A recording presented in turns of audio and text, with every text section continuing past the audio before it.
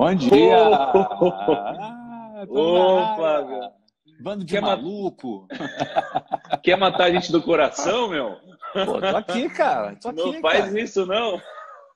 Que isso, Eu cara? sei. Não, e você tá aqui 1 hora mais cedo, né, Flávio? Porque aí não é 5 e 9, não, né? Aqui são 4h09 da manhã. É isso aí, cara. Uau, E para quem achou que eu caramba. não acordei, tá certo. Acertou. Porque eu não dormi ainda, né, cara? Nossa, cara, é verdade, né?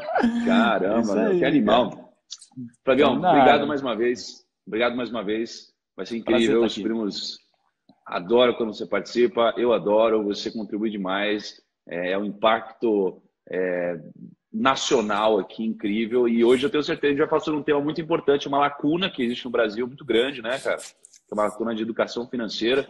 E eu queria primeiro que você falasse um pouquinho, Fábio, como que você olha, qual que é o seu ponto de vista sobre a educação financeira aqui no Brasil? Você vê se ela quer uma lacuna? Como você vê o brasileiro cuidando da grana dele? O que você vê, assim?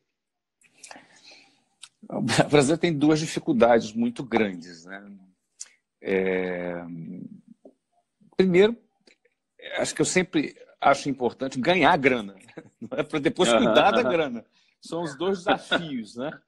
Então, eu aham, diria que tanto o empreendedorismo, que é um dos motores para você ganhar o dinheiro, é uma debilidade na nossa educação, quanto a educação financeira para cuidar do dinheiro que ganhou. Agora, não precisa também ganhar muita grana para cuidar do dinheiro. Acho que cada um que trabalha, tem um salário ou tem um uhum, ganho, ele já deveria estar pegando esse ganho e trabalhando ele, ainda que fosse com um pouquinho, ou pensando a uhum, longo prazo.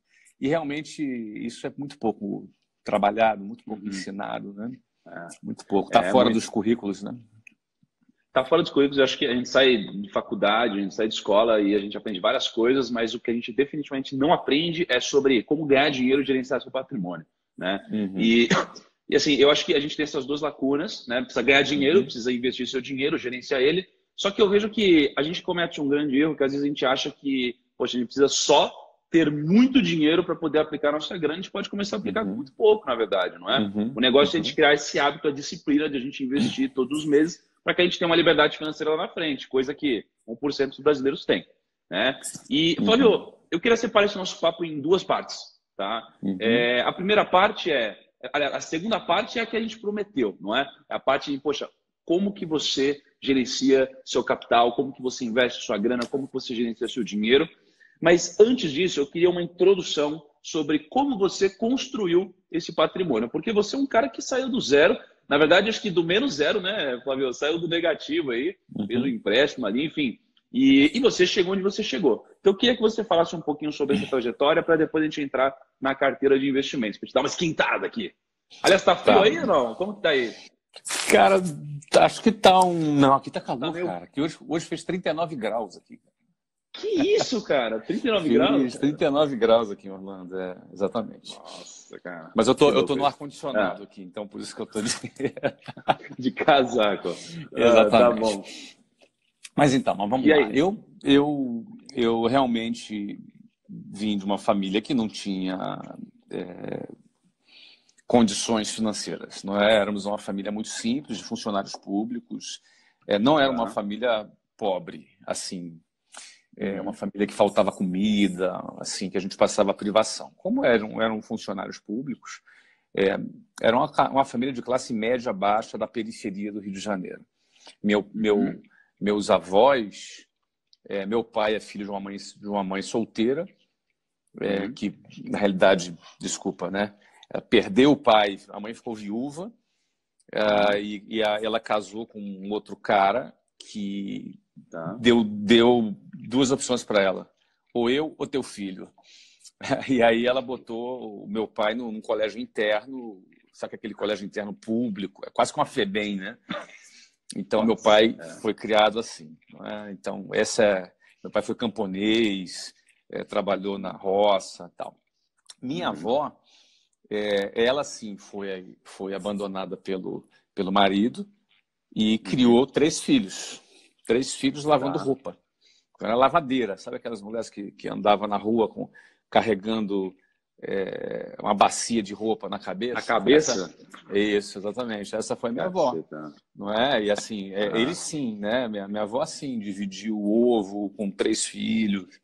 Tinha dificuldade, às vezes, de ter uma alimentação.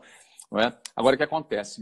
Tanto meu pai foi para o exército e minha mãe conseguiu, com tanto esforço da minha avó, se formar. Não é? E aí ela se formou professora, ela era professora, né? Antigamente tinha um normal, o cara no ensino médio se formava professor, uma parada assim, né?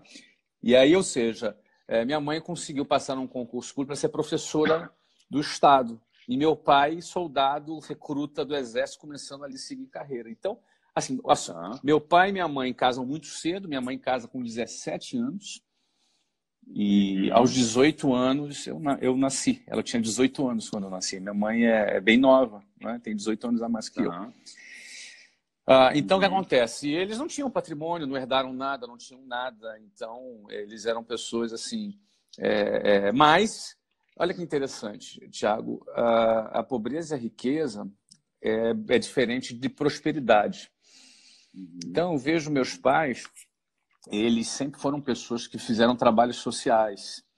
Então, eu nasci num contexto onde eu acompanhava os meus pais fazendo trabalhos sociais. Eles faziam trabalhos sociais na igreja e eu acompanhava eles. Então, no fundo, eu era um garoto de classe média abaixo da periferia do Rio, mas que eu acompanhava os meus pais em projetos sociais, visitando famílias muito pobres, que passavam fome, entendeu? Famílias com crianças que eu dava as minhas roupas velhas para essas crianças vestirem. Então, eu era visto como filho de pai rico. Então, eu me sentia rico, entendeu? Então, porque eu lidava com gente muito pobre. Então, os meus colegas com quem eu brincava quando eu era menor eram gente muito pobre. Eu fazia amizade com essas crianças e brincava com eles. Então... Eu vivi muito em comunidade, em favela, em lugares muito simples, por conta desse trabalho social que os meus pais faziam. Então, eu aprendi a trafegar muito, a conhecer a realidade muito drástica da favela e a minha realidade, que era de um cara rico. Rico, que era um cara... Relativamente, né? Relativamente, eu me sentia rico. Não é? Então, esse é o meu contexto, né? Então, quando eu começo a trabalhar ali, quando eu tenho 19 anos, eu não tenho nada. Flávio, nesse contexto aí ainda, cara... Fica à vontade. Como que era nesse contexto, poxa, sua mãe, seu pai, origem humilde, como que era o contexto da educação financeira no seu caso, por exemplo, que acho que deve ser o contexto da educação financeira na maioria das famílias do Brasil, né, cara?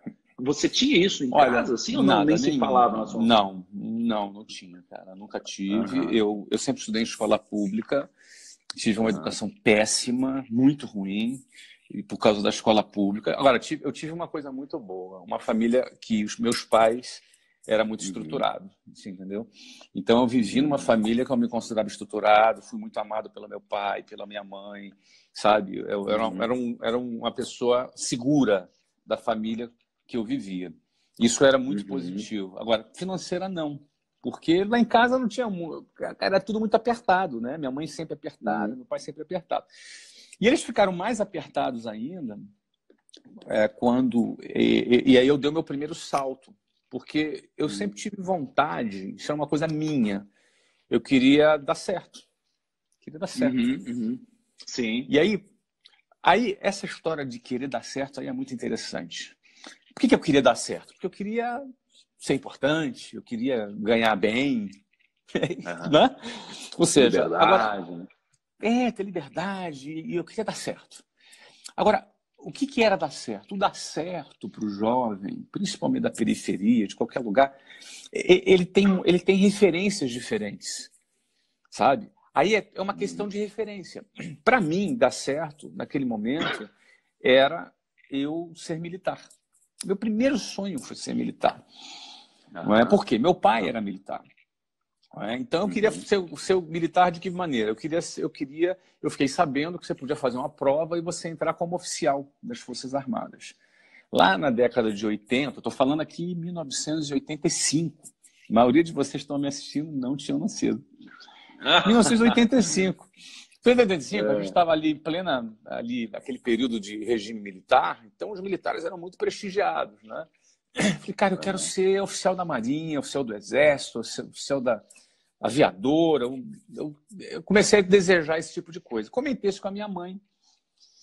Cara, aí é uma coisa interessante. Aí a gente vê que a educação, ela consegue fazer a pessoa dar um salto. Minha mãe deu um salto pela educação, porque ela conseguiu ser professora. No meu caso, a minha mãe pagou o salário dela inteiro, aí é investimento em educação. Ela pagou, ela tinha 2 empregos. Uma era professora do Estado e a outra era professora do município.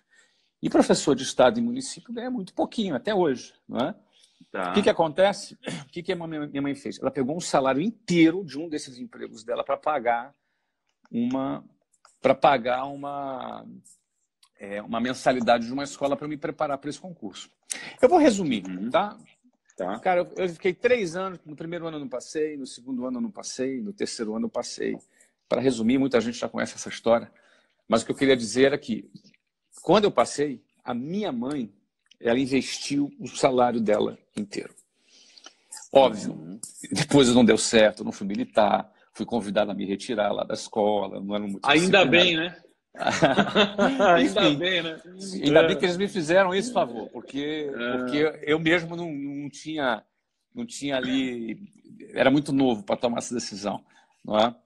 Enfim, mas o que eu quero dizer é o seguinte: eu saí de lá, aí eu saí, comecei a vender, aí minha história começa do jeito, no momento que vocês conheceram, né?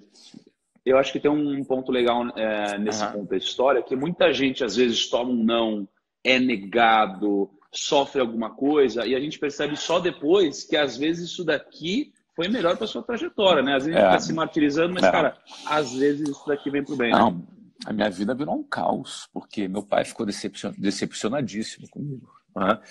Muito, e com toda razão. Ele falava, quem é expulso não... Eu falava assim, não, pai, eu não dava para aquilo, eu queria saber, quem não quer não é expulso. Enfim, legal. E por aí vai. Mas aí o que acontece? O mais importante que eu queria ressaltar, eu queria dar certo. Quando aquilo ali não era o meu caminho, eu continuei querendo dar certo. Não é? E aí foi quando eu comecei a vender. Quando eu comecei a aprendi a vender. Aprender a vender, para mim, ela foi uma declaração da minha independência. Porque eu falei, cara, eu faço a grana, entendeu? Eu gero dinheiro. Eu vendendo, eu gero dinheiro. Que esse era o ponto. Como é que eu vou gerar dinheiro? Como é que eu vou sair daqui? Uma coisa que me incomodava muito era andar de ônibus cheio. Pô, cara, o cara que mora na periferia, tem aí quase 62 mil pessoas agora nos ouvindo, primo, o que acontece? Certamente um monte de gente aqui anda de ônibus. Um monte de gente aqui anda de ônibus lotado, de ônibus cheio. Pô, isso para mim era um grande sofrimento, né? E eu, muitas vezes, dentro do ônibus, lotado ali, cara, eu ficava me perguntando, como é que eu vou sair daqui? Eu olhava para um lado, para o outro, olha, cara, eu quero sair daqui. Tinha uma mulher que me apavorava. Você estava incomodado e você queria mudar, né? Isso daqui é importante, não é? Tem gente que está incomodado e não está ali na zona de conforto ali, né? Mesmo incomodado, então, né? Tinha uma mulher lá que me apavorava, cara. A mulher me apavorava. Acho que ela tinha uns 55 anos e ela, há mais de 25 anos, pegava aquele mesmo ônibus. Nossa, cara. Você não queria ser essa mulher? Eu não, de jeito nenhum, cara. Me apavorava. Eu quero sair daqui.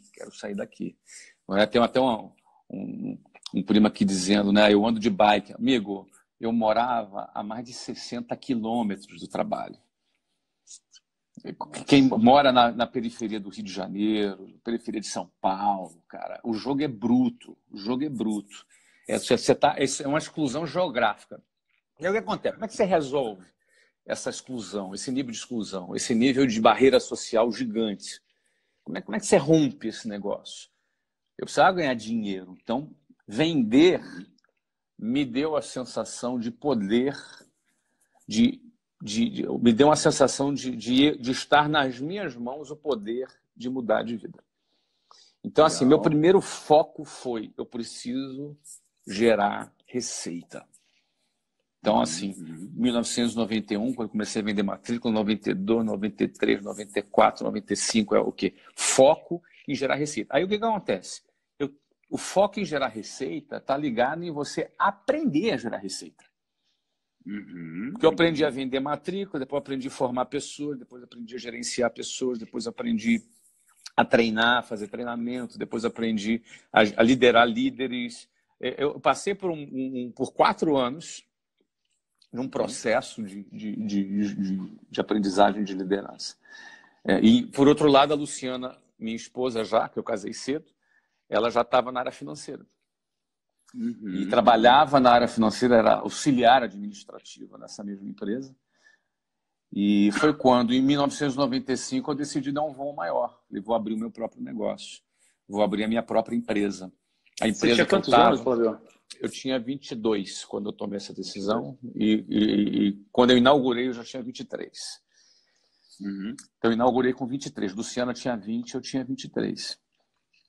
E, apesar de gostar muito da empresa, ela já não tinha mais perspectiva. O produto não era um produto tão legal, entendeu? Era bem ultrapassado.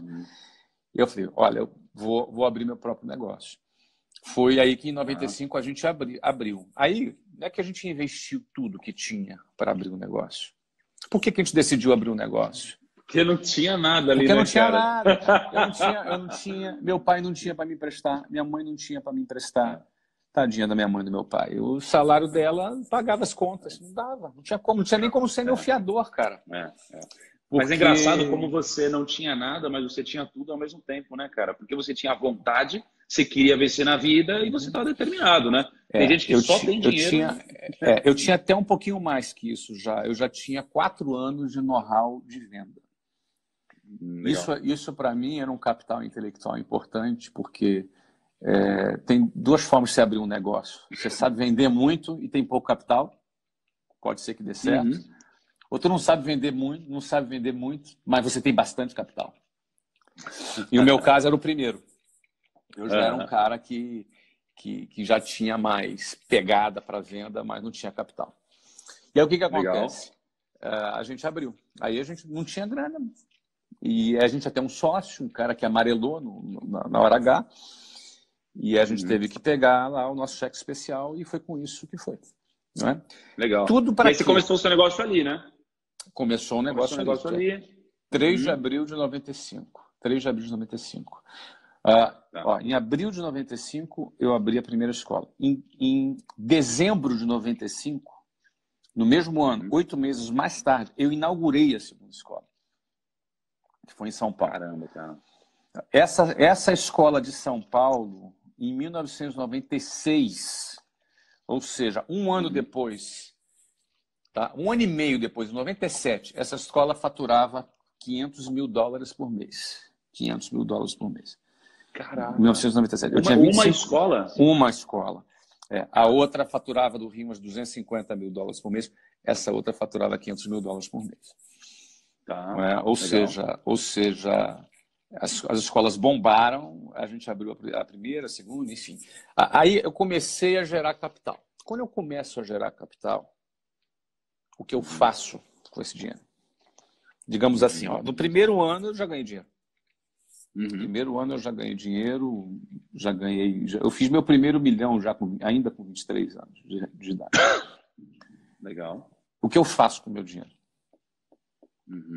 Você se questionou isso na época, né? E você não tinha experiência prévia, né, em gerenciar os investimentos, né, Flávio? Foi novidade, então, mas né? Tudo era novidade, cara. A vida foi cheia de novidades naquele momento, né? Mas qual foi o meu?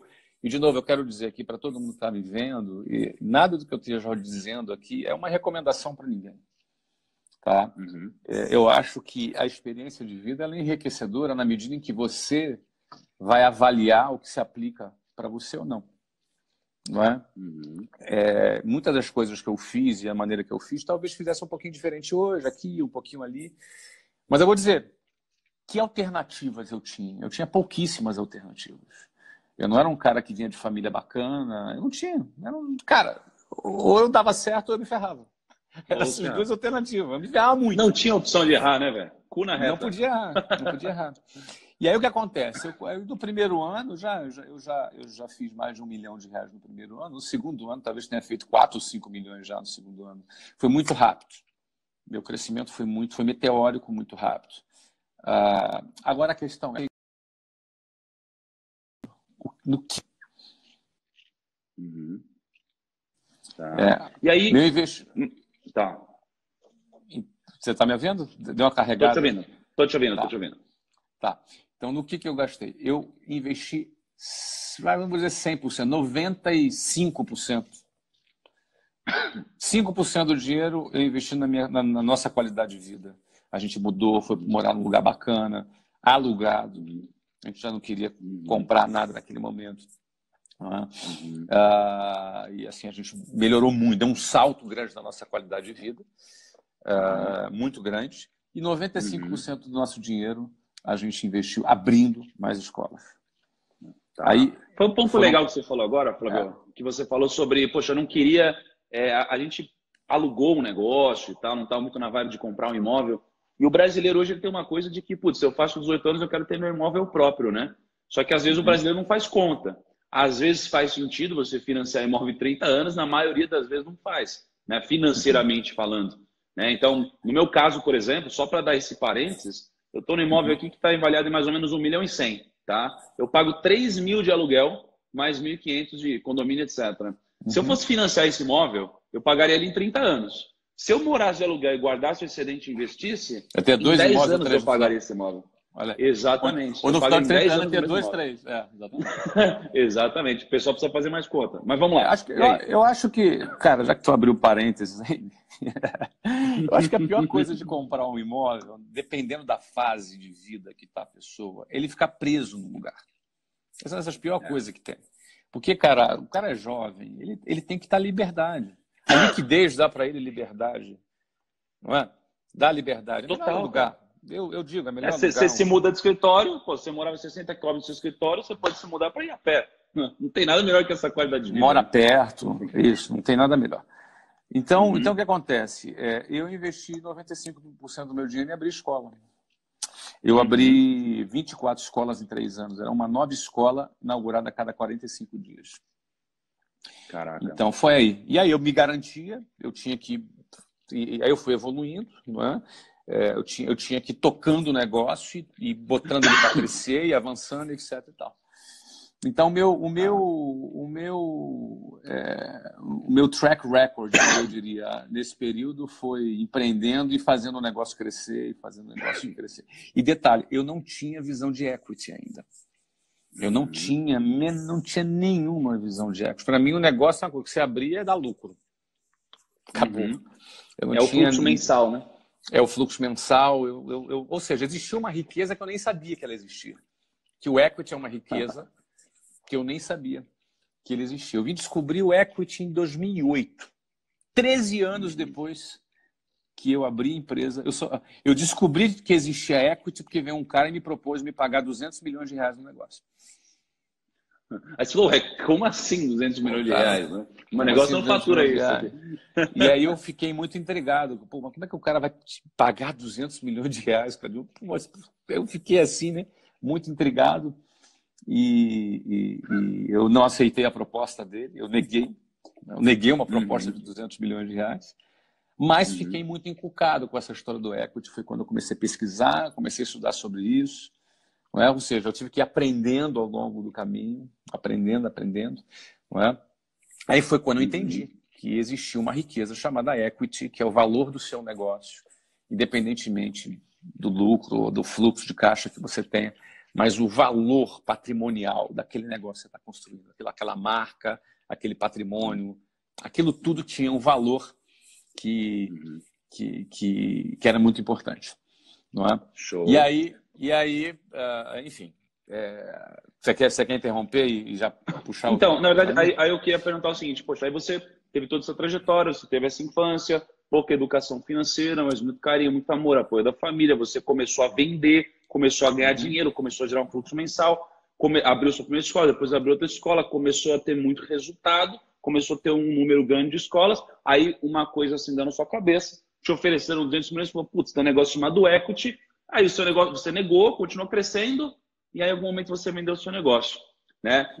E aí eu sei que você vendeu, aí depois você recomprou mais baixo e tal, mas assim, agora isso daqui, eu acho, vamos deixar um pouco de lado, que os primos já devem conhecer essa história aqui, a gente já falou algumas vezes, é uma história incrível para quem não conhece, né? Precisa conhecer aqui mais a história do Flávio, mas eu quero avançar para o seguinte, beleza, Flávio, e aí você formou um patrimônio relevante, né? A ponto de, poxa, você precisa gerenciar esse patrimônio aqui de uma forma diferente, que não seja só investindo em negócios, né? E você se deparou com esse problema, entre aspas. Como que você, então, passou a encarar isso daí? E como que você, hoje, gerencia o seu dinheiro? Mas antes de você responder, Flavião, antes de você responder, é o seguinte. Antes de você responder, ó, é recorde. Que isso? Olha aí. É recorde, primos. É recorde. Tudo bom, Flávio? Batemos o recorde, hein, Flávio? Olha muito aí, bom, cara. Você gosta de bater recorde, né, primo? Pô, cara, quando eu quero bater recorde, eu te chamo. Aí você bate pra mim o recorde, pô. Imagina, que é esse, cara? Muito bom, tamo junto. Parabéns aí pra gente, pros primos. E eis aqui a consequência de uma live com muita qualidade. Flavião, me conta, e o seu dinheiro? Vamos.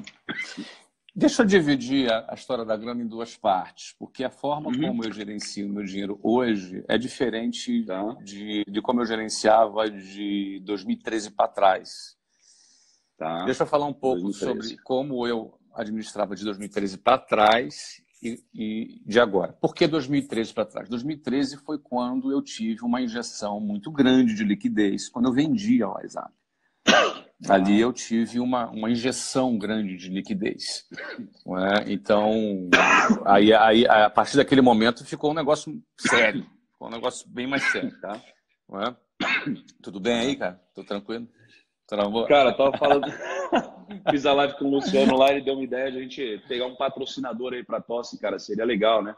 Opa, bom, eu não sabia que você era merchan agora. Desculpa, desatrapalhar o merchan. É estratégia, eu sei vender. Entendi. Vai que tem um laboratório assistindo aqui agora, né, cara? Estamos aprendendo aí, cara. Vamos lá. Antes de 2013, eu não tinha ainda uma filosofia de investimento bem definida. E quando você não tem uma filosofia de investimento bem definida, você comete erros. As pessoas acham que o negócio é ganhar dinheiro, o negócio é investir. Mas antes, você precisa ter uma filosofia bem definida. Então, por exemplo, eu investi muito em bolsa. Investi bastante em bolsa. Ganhei dinheiro em bolsa, fazia bastante operações de opções, travando, fazia uma operaçãozinha um pouco mais sofisticada e ganhava uma rentabilidade. Minha meta era ganhar 3%, 4% ao mês, que é muito dinheiro. Não é? E eu sempre fui um cara muito agressivo, eu sou um cara agressivo para investir, né? Eu sempre fui muito agressivo, alavancava a termo os meus investimentos, etc. E tal, né? Nossa, cara. Bom, foi em 2013, né, Flávio? Beleza. Não, 2008, meu caro amigo. 2008? Te soa bem esse 2008 aí, cara? Você deve colecionar umas historinhas aí. Então eu vou só resumir para vocês o seguinte. Eu ganhei durante muito tempo muito dinheiro, e etc e tal, com bolsa e tal. Assim, bolsa era um negócio divertido. Pô, isso aqui é moleza e tal. O que acontece? Com 15 milhões de reais aplicados, uma liquidez de 15 milhões aplicados em bolsa, eu perdi em um dia 12 milhões. Um dia. Ai, meu coração! Meu Deus do céu! No dia que Lehman Brothers fechou as portas. Nossa, que beleza, hein? Você lembra que estava posicionado? Estava comprado. Eu estava comprado estava vendido, desculpa, eu estava comprado em Vale e com opção vendida para exercer em 30 dias. Só que eu estava em termo 5 vezes. 5 vezes em termo. Você tinha um lançamento coberto, né? Eu tinha um lançamento coberto e a gente tinha Vale fazendo IPO na França. Foi quando a notícia do Lehman Brothers, foi aquela crise que pegou todo mundo, né? Quem tinha qualquer posição perdeu no mínimo 30%. no mínimo 30% em um dia, só que eu estava alavancado a termo. Não é? Aquilo ali, o que acontece? Aquilo ali foi muito interessante para eu definir o meu posicionamento e a minha estratégia. Qual é a minha estratégia? Porque isso é muito importante. Muito importante você entender qual era a sua estratégia. Aquilo ali, obviamente, me afetou pra caramba. Eu fiquei bastante chateado. Quem gosta de perder 12 milhões, né? Num dia? Ninguém gosta. Aquilo era uma liquidez importante para mim. Digamos que eu devia ter metade da minha liquidez naquele momento aplicada em bolsa e eu perdi 70% da metade. Nossa, cara. É bastante coisa. E o que você aprendeu com isso? O que você aprendeu com isso? Aprendi a minha filosofia. Ficou claro a minha filosofia de trabalho, porque eu sou muito agressivo em negócios, então eu não posso ser muito agressivo em investimento financeiro. Isso é muito importante, porque o que acontece? Se eu vou ter uma postura agressiva nos meus investimentos, nos meus negócios, como investidor dos meus negócios, eu não posso ser agressivo nos investimentos financeiros. Esse foi o meu posicionamento. Desde então, eu tenho um posicionamento claro. Eu sou muito agressivo nos meus negócios. Comprei, vendi, recomprei. Não é? Abri um clube de futebol nos Estados Unidos, construí um estádio, captei investimento, investidor, trouxe Goldman Sachs junto para investir no estádio, que fez o financiamento do estádio. Sim. Ou seja, é tudo muito rápido e bastante ousado. Agora, eu estou gerindo, eu tenho controle do negócio, eu tenho todas as inside informations, todas as informações internas, porque eu sou o gestor, sou o dono. Não é? Ou seja, eu sou um investidor que também sou o gestor que tem todas as informações do negócio. Poxa, que coisa boa! Né? Já pensou se você tivesse as informações da empresa? Todas as informações privilegiadas. Não pode. A lei não deixa. Agora, eu quando sou investidor da minha própria empresa e sou o gestor, eu tenho. Então, eu gosto de ser arrojado nos investimentos. Então, a partir de então, aí agora estou vindo para os dias de hoje, eu tenho o meu posicionamento, meu investimento. Como é que eu invisto o meu dinheiro? Eu invisto em posições mais conservadoras. Eu sou mais conservador nos meus investimentos financeiros. Flávio, antes de a gente entrar nessa parte agora, nesse detalhamento, né, depois da sua filosofia de hoje, eu só compartilhar uma coisa que aconteceu comigo também, que me fez aprender, foi muito semelhante, com patrimônio um pouquinho diferente ali na época, mas tem a ver com alavancagem. Né? Pô, você alavancou, você estava a termo 5 vezes e tal. Isso daqui, a gente tem que tomar muito cuidado, porque no mercado financeiro, a gente, na verdade, tem que correr risco, mas a gente não pode correr o risco da ruína, né? Que é o risco de você sair do jogo. E quando você corre o risco de sair do jogo, você tem que tomar cuidado, porque você pode acertar na maioria das vezes. Se você errar uma vez, você está fora. E comigo, eu quase saí do jogo também. Eu quase saí do jogo. Eu lembro que teve um IPO de Abril Educacional, né? Você deve conhecer essa empresa. Aí teve o IPO da Abril Educacional, e eu lembro que ela abriu na bolsa. Eu tinha minhas razões para acreditar que ela ia abrir com uma alta incrível, não é? E eu me alavanquei 5 vezes. Só que quando abriu, o IPO é o dia, né, primos, que a empresa entra na bolsa, tá? E nesse dia de negociação é sempre um momento de muita ansiedade, tá todo mundo olhando, e aí, como que vai abrir, né, o papel? E eu fiquei esperando abrir o papel assim do leilão, que tem um leilão de abertura, né, do IPO. E aí o papel ele abriu, não tinha ninguém comprando, o papel caiu 10% na abertura, eu estava no mercado 5 vezes. Então, não teve demanda, eu perdi 50% do meu patrimônio na época. E eu aprendi de forma dolorosa, né, a não me alavancar, a não me expor ao risco da ruína, né, entre outras coisas mais. Tá? Então, é um aprendizado mútuo aí, Flávio. Tá? E aí estava contando. Aí só hoje por tem uma carteira mais curiosidade, conservadora. Só por curiosidade, para quem não sabe, essa empresa aí que ele investiu, a Abril Educação, foi a empresa que comprou a WhatsApp. Eu vendi para a Abril Educação. E me tornei depois sócio da Abril Educação. Eu tinha 10% dessa empresa, listada, né? Caramba, comprou e vendeu, né, para você? Isso, depois eu vendi para o Fundo Soberano de Singapura, que comprou a minha posição.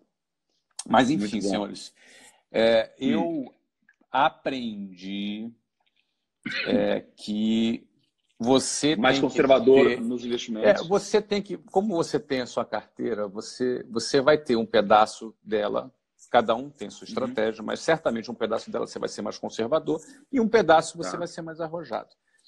Então, se eu sou arrojado nos negócios, eu não posso ser arrojado no financeiro. Não é? Então, hoje, para mim, você falou, você não pode correr o risco de estar fora do jogo, não é assim? Então, o dinheiro do jogo, para mim, é o dinheiro dos meus negócios. Dinheiro, liquidez é dinheiro fora do jogo, para mim. Tá. Porque eu estou ali só, eu vou ser mais conservador e mais arrojado nos negócios. Então, hoje, eu diria para você que meu patrimônio está alocado mais ou menos aí uns 65%, 70% nos meus negócios e 30%, 35% em liquidez.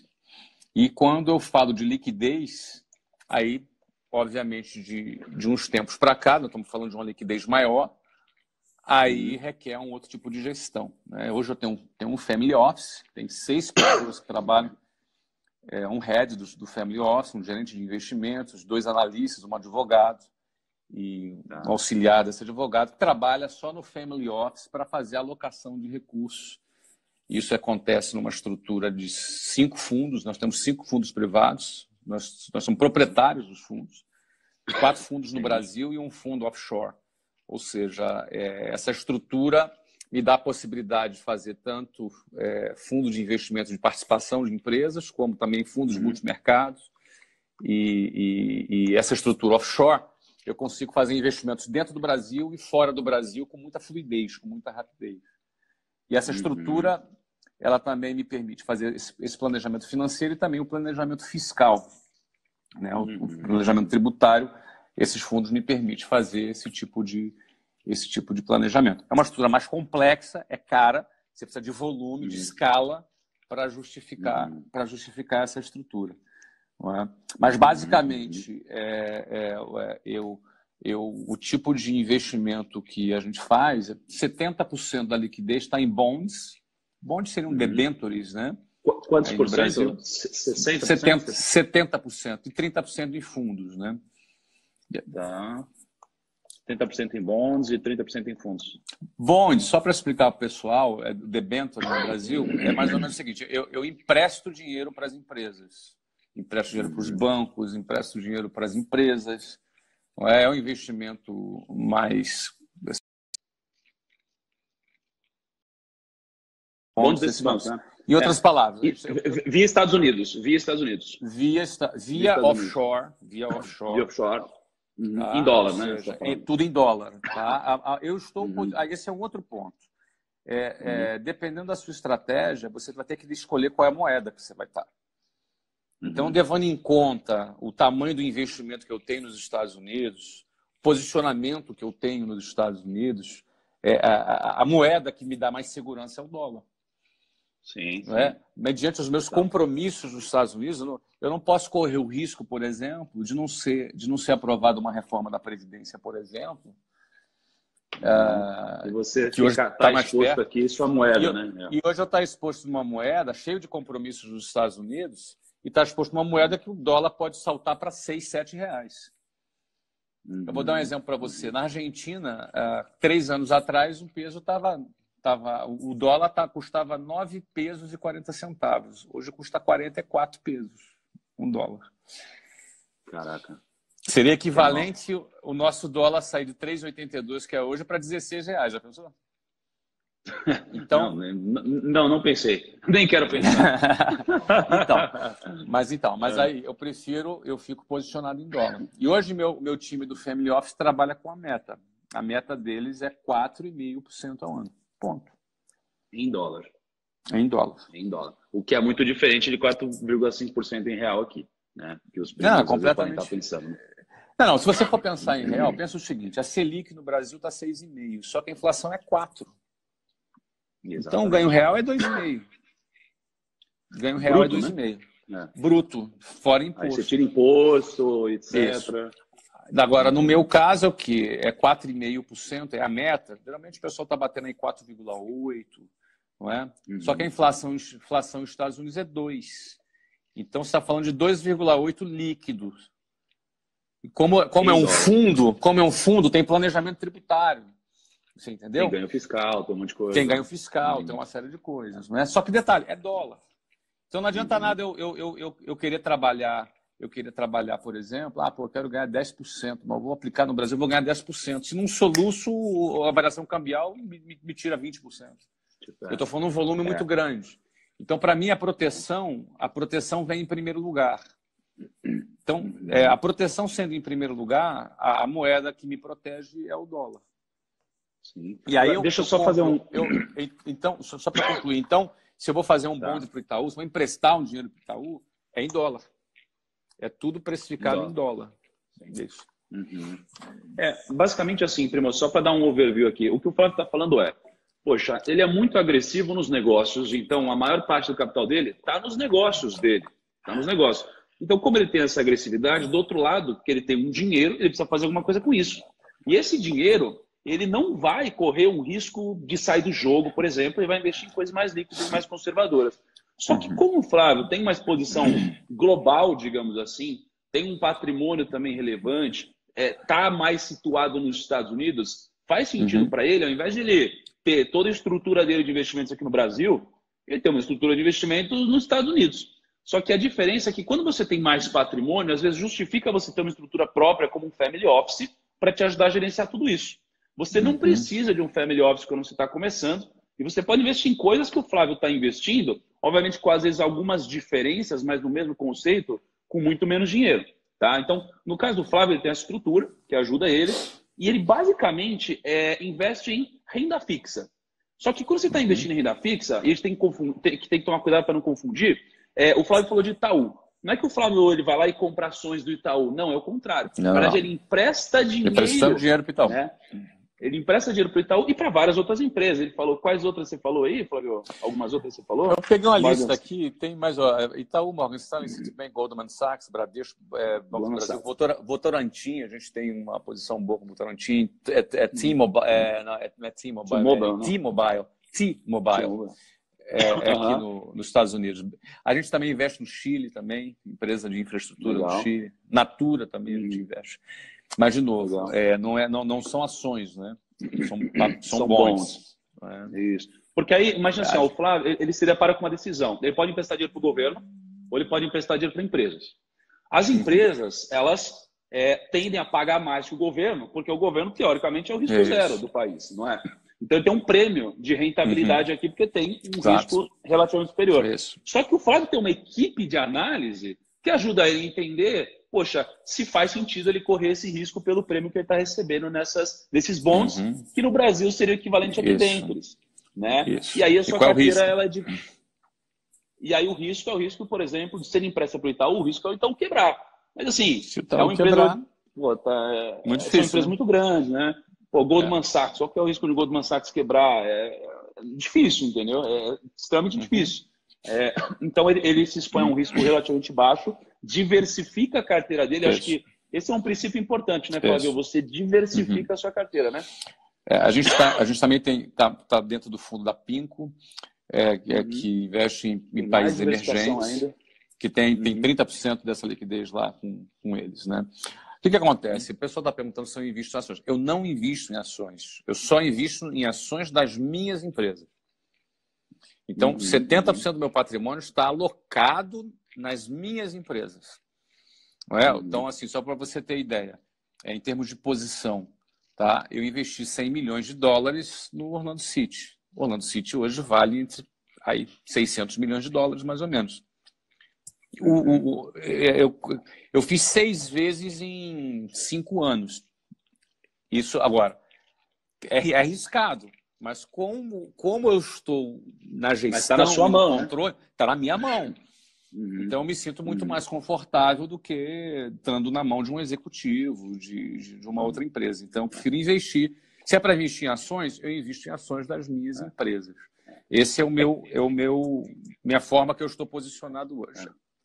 É que, na verdade, o que você está falando, né, Flávio, é que assim, não é que não faz sentido investir em ações, é que, na verdade, você investe, mas nas suas, né? Gente, de novo, eu vou repetir, o que eu estou falando aqui não é recomendação para você, são fases da vida. São fases da vida, entendeu? Então, é assim, o Thiago me convidou. Falou, Flávio, tu topa falar do teu... Como é que você faz os seus vídeos? Ah, topo, cara, topo. Nunca falei sobre isso, eu topo falar. Entendeu? Mas isso é a fase da vida que eu tô. Entendeu? É diferente da sua fase, da sua vida. Você tem que analisar qual é a melhor filosofia para você na sua fase da sua vida. Não é? E aí, na minha fase, eu tenho... Não é? Na fase que eu tô é diferente. Não é? É uma outra fase. Outra fase. Agora, eu acho que é interessante falar uma coisa também, Flávio, que às vezes o pessoal está pensando, poxa, mas eu não tenho $1 bilhão, sabe? Eu não tenho $1 bilhão, eu não vou conseguir investir bem? Não, você consegue, porque na verdade o Flávio ele investe em bonds, né? E você pode investir em bonds, assim, sei lá, com R$ 1.000 no Brasil, talvez nem isso. A questão é que o veículo que o Flávio tem por trás, que é para ele investir através de fundo, family office dele, vai gerar alguns ganhos tributários que você não vai ter. Não vai mas você investe em lugares semelhantes ao dele. Mas eu tenho custos que também você não tem. Eu tenho seis funcionários de alto calibre trabalhando para investir o meu dinheiro. Então, no fundo, eu vi aqui uma pessoa perguntando qual é a corretora. Não tem a corretora. Eu tenho o meu próprio fundo, é particular, é privado meu fundo. E a gente faz através desse veículo que tem aí uma série de planejamentos que, no final das contas, pelo volume que a gente tem, faz sentido. Não é? E hoje eu estou bastante... Agora, vai mudar, Thiago. Por que vai mudar? O quê? Você está falando? Porque a minha liquidez... Tá falando? A minha estrutura tende a mudar. Porque a tendência é a minha liquidez ir aumentando cada vez mais. Até um ponto de minha liquidez ser bem maior do que as empresas e tal. Aí, nesse momento, a gente tem um outro tipo de investimentos. O colega está perguntando o que é debêntures. Debêntures é bonds. Debênture é quando uma empresa...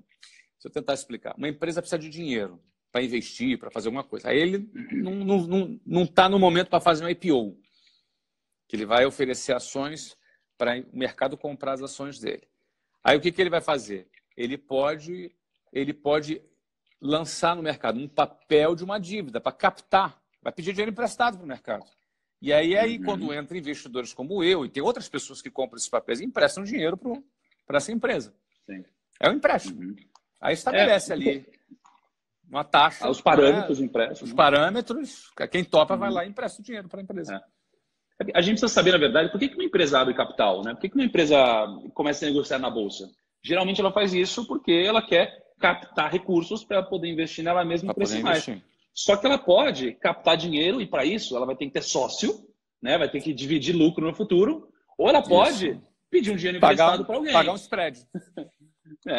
Só que aí ela pode pedir dinheiro emprestado no banco, ou ela pode pedir dinheiro emprestado no mercado, para investidores como você, como eu, né, que vão topar emprestar para essa empresa a uma taxa já dada ali, né? Então, isso que é interessante. Inclusive, Fábio, eu preciso fazer um vídeo sobre family office depois, porque tenho certeza que tem muitos primos boiando. Vou fazer um vídeo sobre family office aí, para explicar como são os futuros ganhos tributários. Flavião, olha, cara, a gente se deixar, a gente fica aqui até o almoço, cara, porque tá muito incrível, de verdade. Flavião, me dá uma última mensagem aí para os primos que estão começando a investir, tá começando a trilhar essa jornada do mercado financeiro. E é isso aí, daquele jeito que só você sabe dar, cara. Bom, primeiro eu quero mandar um abraço para você, maluco, que acordou agora de madrugada para me ouvir. Eu me sinto muito lisonjeado quando você troca um pedaço do seu sono para a gente estar junto aqui. Tá? Muito obrigado por esse carinho e mando um abraço para você, desejo todo sucesso para você. Sobre a pergunta do Thiago, eu quero dizer o seguinte, né? Focar em duas coisas. Como ganhar mais dinheiro, como aumentar a tua renda, como aumentar a tua receita e como administrar melhor essa receita. Então, eu sempre falo, você é vendedor, meu caro amigo.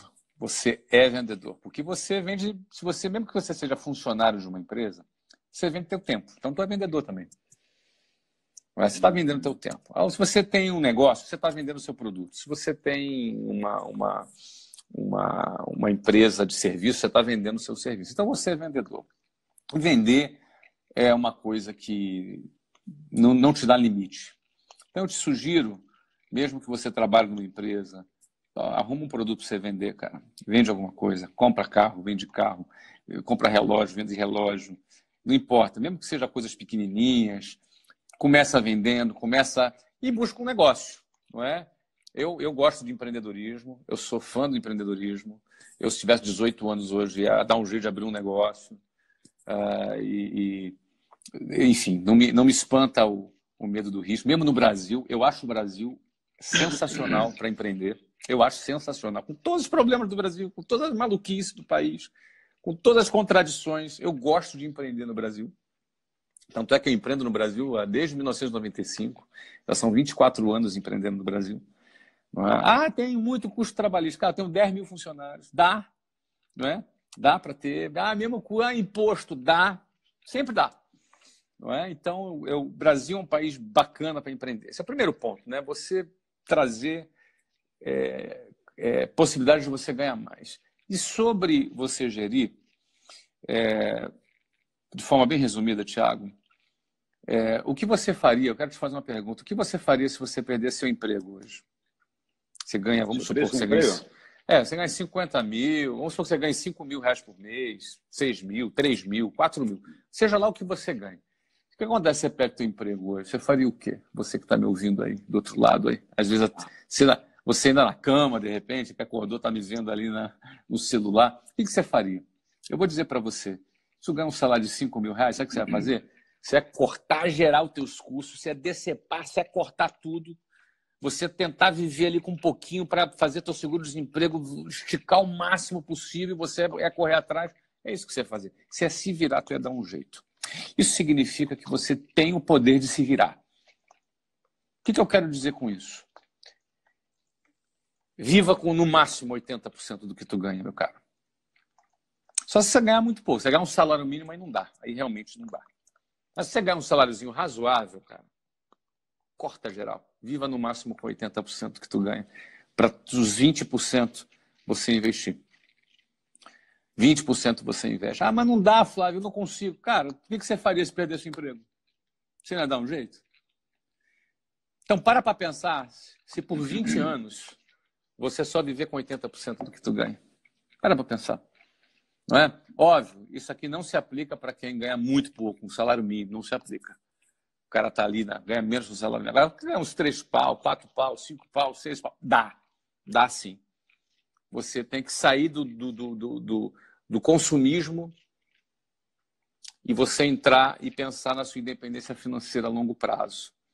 Você vai botar o dinheiro para trabalhar para você. Compensa. O poder dos juros sobre juros é fantástico. E aí, cara, saiba do seguinte, se tu perdesse teu emprego, tu não ia dar um jeito? Então não espera perder o emprego, dá um jeito agora. Viva só com 80% que tu ganha.